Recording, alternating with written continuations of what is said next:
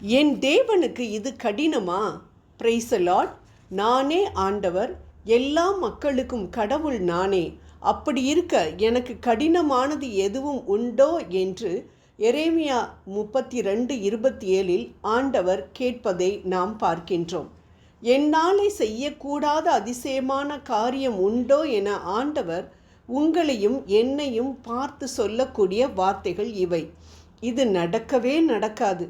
நடப்பதற்கான சாத்திய கூறுகளே இல்லை. சூரியன் கூட கிழக்கு திசைக்கு பதிலாக மேற்கு திசையில் உதிக்கலாம். ஆனால் இந்த காரியம் மட்டும் நடக்கவே நடக்காது என சில காரியங்கள் நீங்கள் நினைத்தபடி நடக்காமல் இருக்கலாம். அதனால்தான் அன்பானவர்களே, ஆண்டவர் உங்களையும் என்னையும் பார்த்து கேட்கின்றார், இந்த காரியம் எனக்கு கடினமான காரியம் என்று நினைக்கிறாயா என்று. மேலும் அவர் சொல்கிறார், நான் உனக்கு மட்டும் தெய்வம் இல்லை, எல்லா மக்களுக்கும் கடவுள் நானே. யாரெல்லாம் உனக்கு தொந்தரவு கொடுத்து கொண்டிருக்கிறார்களோ, மனம் மாற மாட்டேன் என்று தகராறு பண்ணி கொண்டிருக்கிறார்களோ அவர்களையும் நான் தான் உருவாக்கினேன். எவ்வாறு என் படைப்புகளான சூரியனையும் சந்திரனையும் நான் சொல்வதை கேட்க வைக்கின்றேனோ, அதேபோல் என் படைப்புகளாகிய உன் எதிராளிகளையும் என் சொற்படி கேட்க வைப்பேன். உன்னை தொடுகிறவன் என் கண்மணியை தொடுகிறான் என்பதை மறந்து விட்டாயா மகளே? அல்லும் பகலும் என்னை நோக்கி கையெடுத்து கொண்டிருக்கின்றாயே நீ. உன்னை எப்படி நான் மறப்பேன்? கலங்காதே மகனே, திகையாதே மகளே. தூசி போன்ற உன் பிரச்சனையை மலை என நினைக்காதே. அதை தரை மட்டமாக்க எனக்கு ஒரு நொடி போதும் என கூறும் ஆண்டவர் என்றும் உயிரோடு இருக்கின்றவர். அன்பானவர்களே, வானத்திலும் இந்த பூமியிலும் வல்லமையான நாமம் அவர் நாமம். அவர் நாமத்தில் அற்புதம் நடக்கும். தீமையானாலும் நன்மையாய் மாறும். நம் காரியம் வாய்ப்பதற்கென்று வேறே நாமம் நமக்கில்லை. அவரே நம்மை பார்த்து கேட்கின்றார், நானே ஆண்டவர், எல்லா மக்களுக்கும் கடவுள் நானே.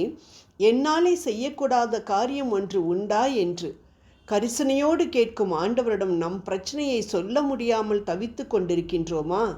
மனதில் போட்டு போட்டு புழுங்கி கொண்டிருக்கும் காரியம், பிரச்சனை எதுவும் உண்டா? மெல்லவும் முடியவில்லை, விழுங்கவும் முடியவில்லை.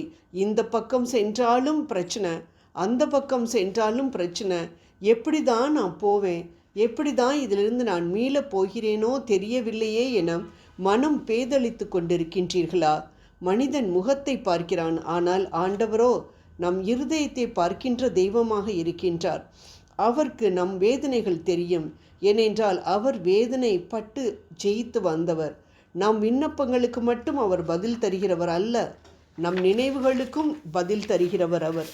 அவர் பெயர் அதிசயமானவர். ஏசாயா 9:6, யோவான் 14:14 என் நாமத்தில் எதை கேட்டாலும் அதை தருவேன் என சொல்லியிருக்கிறார். அதனால் அவர் பெயரை வைத்து கேட்போம்.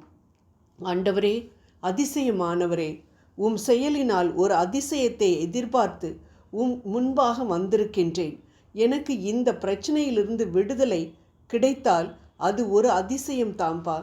எத்தனை வருடங்கள்ப்பா நான் போராடி போராடி தோற்று போய்விட்டேன்.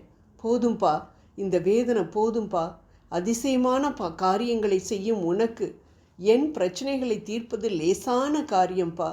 மண்ணை பிசைந்து மனிதனை படைத்தது உமக்கு லேசான காரியமாயிற்றே. அதேபோல் எனது துன்பங்களிலிருந்து விடுதலை கொடுப்பதும் உமக்கு லேசான காரியம் என்று ஆண்டவர் மேல் கண்ணீரோடு நம்பிக்கையோடு நாம் கேட்போம். என்ன ஆண்டவரே, நான் இப்படி இருக்கிறேனே என்று நாம் ஆண்டவரை பார்த்து கேட்டால் ஆண்டவர் என்ன சொல்வார் தெரியுமா? நான் எப்படி இருக்கிறேன் என்று உனக்கு தெரியுமா? வா, அதை காட்டுகிறேன் என விவிலியத்தில் அநேக அற்புதங்கள், அதிசயங்களை நமக்கு கோடிட்டு காண்பிப்பார். ஆண்டவரின் குரலை நம் செவிகள் கேட்கட்டும். மனதின் ஆழத்தில் அவை ஊடுருவி பாயட்டும். நம் கண்கள் நிச்சயம் நிச்சயம் அற்புதத்தையும் அதிசயத்தையும் காணும். ஏனென்றால் ஆண்டவருக்கு கடினமான காரியம் என்று எதுவுமே இல்லை. ஜெபம் செய்வோம். அற்புதமானவரே, அதிசயமானவரே, என்னை வருத்தி கொண்டிருக்கும் இந்த பிரச்சனையை உம் கண்கள் காண முன் வைக்கின்றேன். என்னை சுற்றிலும் இருக்கின்ற கண்கள் காண எனக்கு நன்மைகளை கொடுக்கப் போவதற்காக இப்பொழுதே நன்றி கூறுகின்றேன். என் நன்றியை சுகந்த வாசனையாக ஏற்றுக்கொள்ளும் ஆண்டவரே. ஆமென்.